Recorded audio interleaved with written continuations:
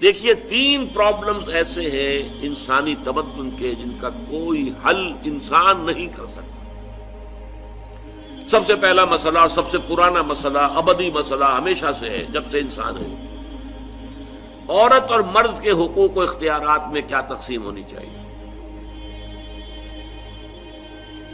آپ کو معلوم ہے افراط و تفریط، یا تو عورت کو ملکیت بنا دیا گیا، جیسے بھیڑ بکری جو ہے آپ کے کھوٹے سے باندھ رکھی ہے، ایسے ایک عورت بھی باندھی ہوئی ہے، وہ آپ کی ملکیت ہے، اس کے کوئی حقوق نہیں ہے، اس کا کوئی لیگل سٹیٹس نہیں، اس کا کوئی تشخص نہیں، کوئی ہے ہی نہیں۔ یا وہ انتہا ہوگی اور یا وہ انتہا ہے جو آج آ گئی ہے، بالکل مرد کے شانہ بشانہ، ساری تخلیقی مصلحتوں کو چھوڑا، ساری جو بھی انسان کی جو انیٹومیکل جو بھی ڈفرنسز ہیں ان کو چھوڑا، جو سائیکولوجیکل فرق ہے ان کی تخلیق میں، اس کو بھی ایک جیسے برابر، ایک قطن نہیں۔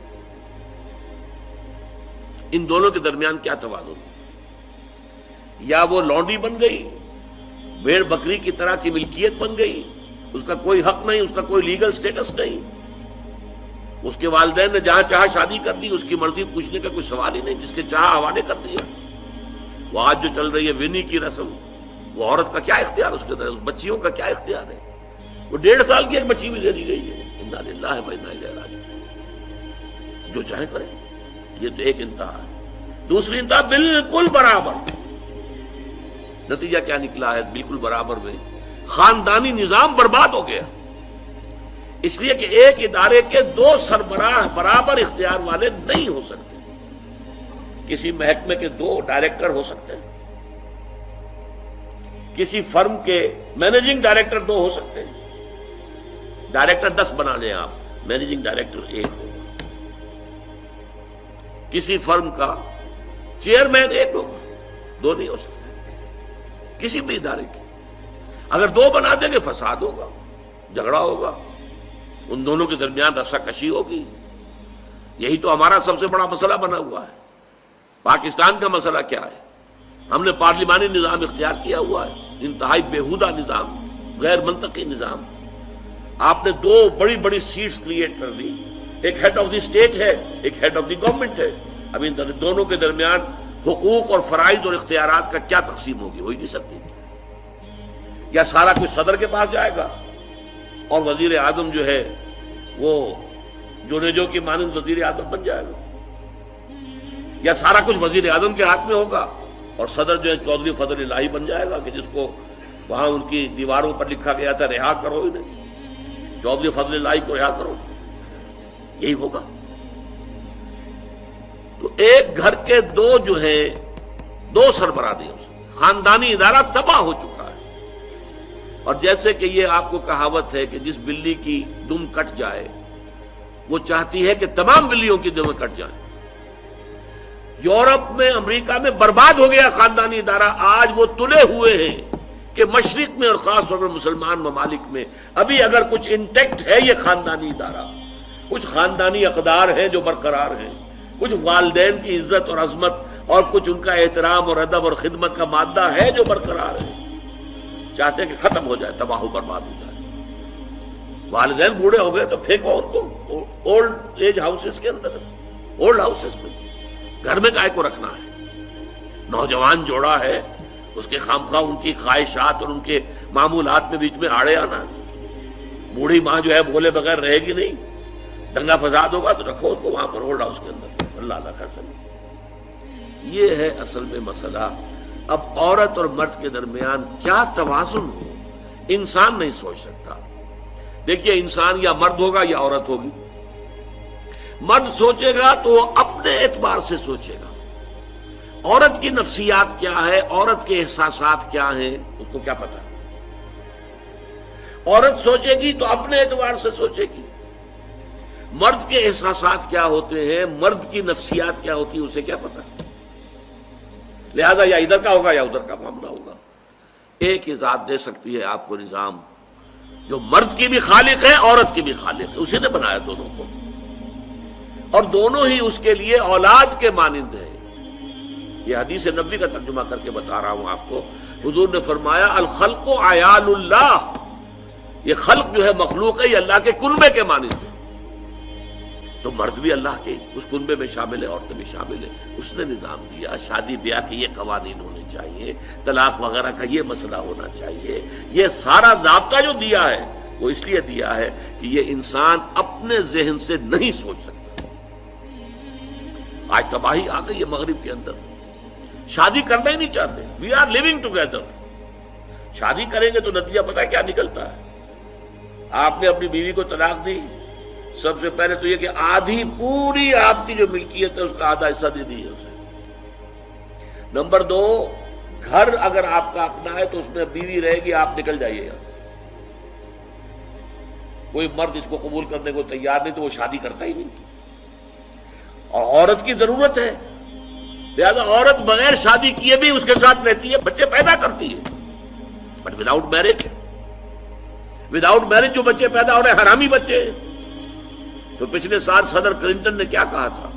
اس کا جو اپنا خطاب تھا نیو ایئرز ڈے کا، وہ خطاب کیا تھا؟ ان قریب ہماری قوم، امریکن قوم کی اکثریت حرام زادوں پر مشتمل ہوگی. یہ حرام زادہ ترجمہ کیا ہے میں نے، بورن وداؤٹ ویڈ لاک، شادی کے بندھن کے بغیر پیدا ہونے والے. اسی کو ہم حرامی کہتے ہیں، حرام زادے کہتے ہیں، اور کس کو کہتے ہیں؟ اچھا، دوسرا مسئلہ، پہلا مسئلہ تو یہی ہے، پرانا بہت ہے، قدیم ہے. دوسرا مسئلہ، ایک ریاست ہے، ایک نظام ہے، اس کے کچھ اختیارات اور حقوق ہونے چاہیے. ایک عوام ہے، ان کے کچھ اختیارات ہونے چاہیے. عوام چاہیں گے زیادہ سے زیادہ آزادی ہمیں ملے، ریاست چاہے گی زیادہ سے زیادہ اختیار ہمارے ہاتھ میں ہو. اب جو کچھ ہو رہا ہے ترمیمات کے ضمن میں کیا ہو رہا ہے؟ ایک طرف جو ہے مشرف صاحب چاہتے ہیں زیادہ سے زیادہ اور طویل سے طویل میرا دور اقتدار ہو اور اختیارات جو ہے میرے ہاتھ میں آ جائے، گھنٹہ گھر بن جاؤں میں فیصلہ بات کروں. ساری کوشش ان کی ہے. اور یہ ARD وغیرہ کیا کر رہی ہے؟ نہیں، حقوق عوام کے ہاتھ میں آنے چاہیے. اب اس میں بھی توازن کیا ہو؟ یا ٹوٹلیٹیرین سٹیٹ وجود میں آ جاتی ہے جو رشیا میں تھی، USSR میں تھی، عوام کے کوئی حقوق نہیں، no freedom of speech, no freedom of association. نہ تم اپنے خیالات کا اظہار کر سکتے ہو، نہ تم کو جماعت بنا سکتے ہو. یہ نظام تھا. کام کرو، ویجز لو، بس اللہ اللہ خرص اللہ.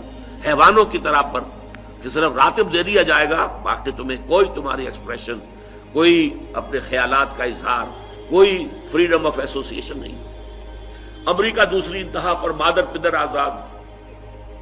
2 مرد شادی کرنا چاہتے کر لیں، ایک مرد بیوی ہو جائے گا اور ایک مرد شوہر ہو جائے گا. لیگلی قانون کے نزدیک ریکگنائزڈ ہوگا. ایک آزادی کی وہ انتہا. گیز، ہومو سیکشولز، وہ وہاں جلوس نکالتے ہیں، بڑے ٹھاٹ سے نعرے لگاتے ہوئے گزرتے ہیں. وہ ہنستے ہیں، ہم لوگوں پر ہنستے ہیں، یہ پاگل لوگ ہیں یہ جو اس کو ہومو سیکشولیٹی کو بری شے سمجھتے ہیں. اور نیو یارک کا جو میئر ہے وہ لیڈ کرتا ہے پروفیشن. کیوں کرتا ہے؟ اسے اگلا بھی الیکشن لڑنا ہے اور گیز کے ووٹس بہت ہیں. اس سے اندازہ کیجئے کہ کتنی پرسنٹیج وہاں گیز کی ہو چکی ہے، ہومو سیکشولز.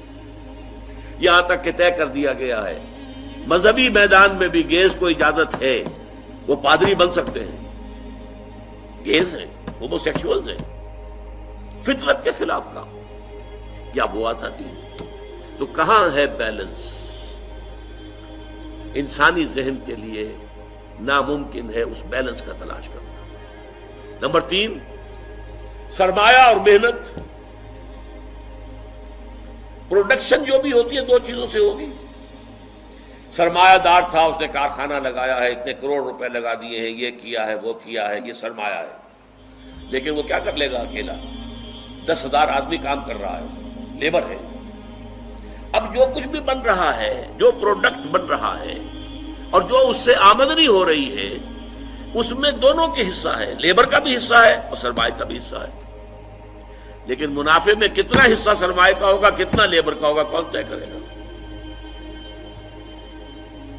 یا تو سرمایہ داری بن جائے گی، سب میں تو آپ کو 10 روپے دے سکتا ہوں ڈیلی ویج، منظور ہے تو کام کیجئے ورنہ چاہیے دفع ہو جائے گی. اور بہت سے آپ کے بھائی موجود ہیں جو 10 روپے پر کام کرنے کے لیے تیار ہو جائیں گے. ساری دولت سمٹ کر جا رہی ہے کارخانے دار کے ہاتھ میں۔ کیپٹلزم جو کیپٹل ہے، جو سرمایہ ہے، اصل جو ہے دولت اسی کی طرف، روپے کو روپیہ کھینچتا ہے، پیسے کو پیسہ کھینچتا ہے۔ لہذا امریکہ میں آپ کو ایسے لوگ مل جائیں گے جنہیں اپنی دولت کا اندازہ نہیں ہے کہ کتنی دولت ان کے پاس ہے، بلینز آف ڈالر کا ایک ایک چیک لکھ سکتے ہیں، اور یہودی ہے وہ۔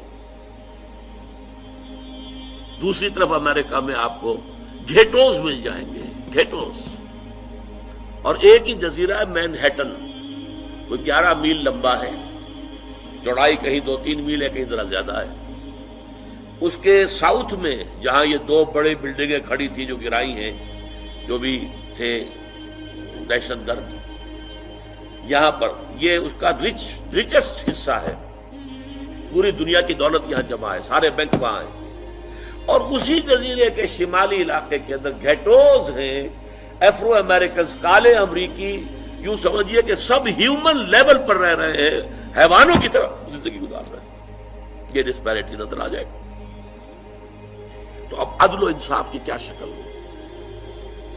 یا وہ ہے جو رشیا میں اور USSR میں تھا، یا یہ ہے جو امریکہ میں اور اس کے الائز کے اندر ہے۔ یہ ہے وہ مسئلہ جہاں انسان ہاتھ جوڑ کر، گھٹنے ٹیک کر اللہ سے دعا کرنے پر مجبور ہے، اے اللہ تو نے مجھے فطرت سلیمہ بخشی، اے اللہ تو نے مجھے عقل سلیم سے نوازا، اے اللہ میں نے تجھے پہچان لیا کہ کل شکر اور کل ثنا کا مستحق تو ہی ہے، اے اللہ میں نے تجھے پہچان لیا کہ تو تمام جہانوں کا پروردگار اور مالک ہے، اے اللہ میں نے تجھے پہچان لیا جزا و سزا کے دن کا مالک و مختار مطلق تو ہے، اے اللہ میں نے طے کر لیا ہے تیری ہی بندگی کرتا ہوں اور کروں گا، اور تو ہی سے مدد چاہتا رہوں گا، لیکن اے اللہ میں مجبور ہوں، میری عقل جو ہے میرا ساتھ نہیں دیتی، کروں کیا، چلوں کس راستے پر، کون سے راستے پر؟ یہ عملی حصہ ہے دین کا، وہ سارا تھا فکری، نظری، ایمانی حصہ، الحمدللہ رب العالمین الرحمن الرحیم مالک یوم الدین، یہ کیا ہے؟ یہ ایمانی، فکری، نظریاتی حصہ ہے۔ عملی حصہ کیا؟ اہدنا الصراط المستقیم، ہمیں سیدھے راستے کی ہدایت بخش، صراط الذین انعمت علیہم، راستہ ان کا جن پر تیرا انعام ہوا، تیرے پسندیدہ بندے جو ہوئے، غیر المغضوب علیہم، جو مغضوب علیہم نہیں ہوئے، ان پر تیرا غضب نہیں آیا، غصہ نہیں آیا، ولا الضالین، اور نہ ہی وہ سیدھے راستے سے بٹ گئے۔ یہ ہے سورہ فاتحہ کا مقام۔ گویا کہ اصل میں یہاں پر قرآن مجید، اس کے اصل مخاطب کون ہے؟ وہ سلیم الفطرت لوگ، وہ سلیم العقل لوگ، جنہیں قرآن کہیں کہتا ہے الذین یعقلون، کہیں کہتا ہے الذین یفقہون، کہیں کہتا ہے اولو الالباب، ہوش مند لوگ۔ یہ وہ لوگ ہیں کہ قرآن مجید اصل میں ان سے مخاطب ہے، اور وہ خود سفر طے کر کے اللہ کی ذات تک، معرفت خداوندی تک تو پہنچ گئے ہیں، لیکن اب عملی زندگی کے اندر رہنمائی کے لیے درخواست کر رہے ہیں، اہدنا الصراط المستقیم صراط الذین انعمت علیہم غیر المغضوب علیہم ولا الضالین۔ یہی وجہ ہے کہ فوراً سورہ بقرہ شروع ہوتی ہے، الف لام میم ذالک الکتاب لا ریب فیہ ھدی للمتقین، یہ ہدایت ہم تمہیں دے رہے ہیں۔ یہ قرآن جواب ہے اس دعا کا، اہدنا الصراط المستقیم صراط الذین انعمت علیہم غیر المغضوب علیہم ولا الضالین، آمین یا رب العالمین۔ رب رب کر دے بڈھے ہو گئے اتے ملا پنڈت سارے،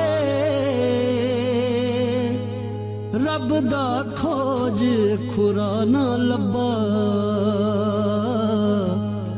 اتے نہ کیتے بئی نظارے۔